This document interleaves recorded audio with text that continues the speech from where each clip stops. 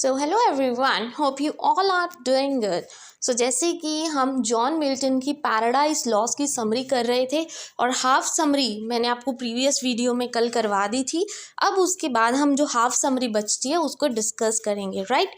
तो जो पहले हमने हाफ किया था उसमें हमने देखा कि कैसे अडम और ईव है जो उन्होंने गॉड को डिसोबे किया और वो जो ट्री ऑफ नॉलेज था उससे फ्रूट उठा के खा लिया। ठीक है, अब उनको पनिशमेंट मिलेगी। तो he sends the son to give out the punishments. ठीक है, जो गॉड है उन्होंने सन को भेजा, सन उनका नाम है, ठीक है जी, सन को भेजा ताकि उनको पनिश कर सके। ठीक है, the son first punishes the serpent. जो सन था उसने सबसे पहले वो सर्पेंट मतलब वो जो शैतान था, सांप का रूप लेके आया था गार्डन में और उनको भड़काया था वो फ्रूट खाने के लिए। वो सर्पेंट बन के आया था, सांप बन के आया था, पहले उसको पनिशमेंट मिलेगी। हुज बॉडी शैतान टुक। ठीक है, जो शैतान के रूप में आया, मतलब शैतान जो है वो स्नेक के रूप में गार्डन में एंटर किया था उसने, और ईव को उसने भड़काया था, जिस वजह से जो ईव थी वो क्या है, वो फ्रूट खा गई थी ट्री ऑफ नॉलेज का, जबकि गॉड ने उनको मना किया था कि वो फ्रूट नहीं खाना। And condemns it never to walk upright again. Then the son tells Adam and Eve. फिर सन पहले उसने शैतान को क्या है पनिश कर दिया, उसके बाद जो सन था उसने आडम और ईव को बताया that they must now suffer pain and death, कि अब उनको बहुत ही पेन और डेथ सहना पड़ेगा क्योंकि उन्होंने गॉड को डिसोबे किया। Eve and all women must now suffer the pain of the child birth. और सन ने उनको श्राप दिया कि अब आगे से ईव हो गई और बाकी जो वुमेन्स हैं उनको चाइल्ड बर्थ में, जिस टाइम चाइल्ड बर्थ होता है उस टाइम पेन होती है, तो भगवान ने मतलब सन ने उनको श्राप दिया कि उनको ये पेन सहना पड़ेगा। and must submit to their husbands, and Adam and all the men must hunt and grow their own food on a depleted earth। और जितने भी husbands होंगे, जितने भी मेंस होंगे, उनको खुद अपना जो मतलब खाना पीना सब कुछ खुद देखना पड़ेगा, घर का मतलब कमाना पड़ेगा। ठीक है, तो उन्होंने ये श्राप दिया था आदम और ईव को। Meanwhile Satan returns to the hell. ठीक है, और तब तक जो शैतान है वो कहाँ पे पहुँच गया, वापस में हेल में पहुँच गया। Where he is greeted with cheers, जहाँ पे उसको बहुत ही मतलब खूब सारा अच्छे से वेलकम किया जा रहा था। He speaks to the devils in the pandemonium. Pandemonium वो उन्होंने जो बिल्डिंग बनाई थी जहाँ पे मीटिंग्स होती थी कि कैसे गॉड से रिवेंज लेना है। तो जैसे ही वो शैतान वहाँ पे एंटर किया उसने, ठीक है, और उसने बताया कि मैं गॉड को क्या है मतलब रिवेंज लेके आया हूँ अपना गॉड से, सबको ऐसे बता रहा था बहुत ही कॉन्फिडेंस से।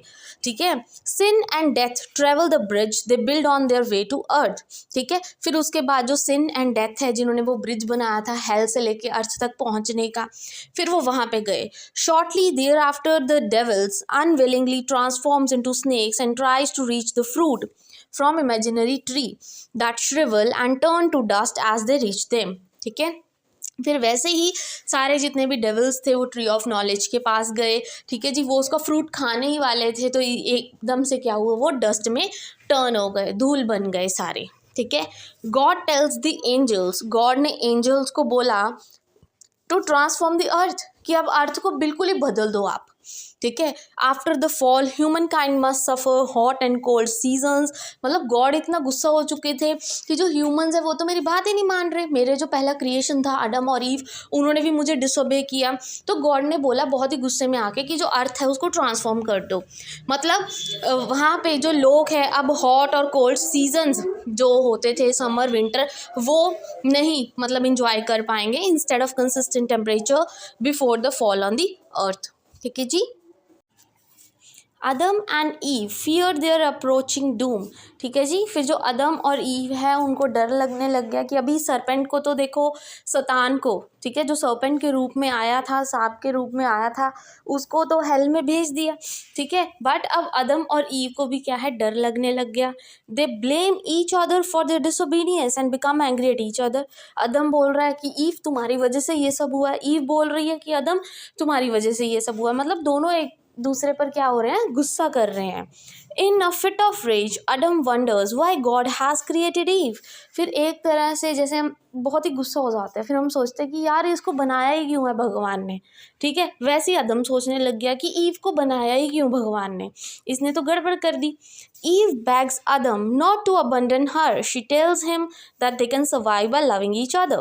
फिर ईव ने बोला अदम को कि तू मेरे पर गुस्सा मत कर, हम दोनों ही प्यार से रहते हैं, ठीक है, एक दूसरे से लड़ाई नहीं करेंगे और एक साथ रहेंगे, और उसको ब्लेम मत कर, ठीक है। She accepts the blame. फिर ईव ने कहा कि हाँ मेरी गलती है, मैंने फ्रूट खाया था, ठीक है, उस ट्री का, और मेरी गलती है। उसने अपना एक्सेप्ट कर लिया कि मैं मुझसे गुनाह हुआ, मुझसे गलती हुई है।